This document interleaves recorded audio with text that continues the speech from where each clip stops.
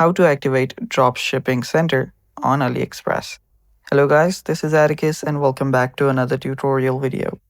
In today's video, I'll teach you guys how you can activate dropshipping address on AliExpress. So without any further ado, let's dive right into it. First step, open up your AliExpress and make sure you're logged into your account. Then tap on the bottom right corner on the account section to head over to your accounts page. After you're here, if you scroll down, there you should find your option to basically see Dropshipping Center. So what you'll do here is you'll need to find DS Center. So search for it.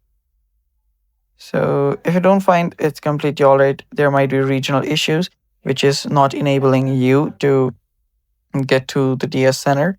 So search for DS Center, that is Dropshipping Center right here. And after you do that, what you can do is you'll find a link there.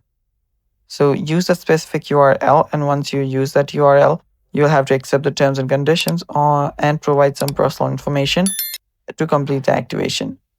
And doing that, you'll have activated your Dropshipping Center on AliExpress.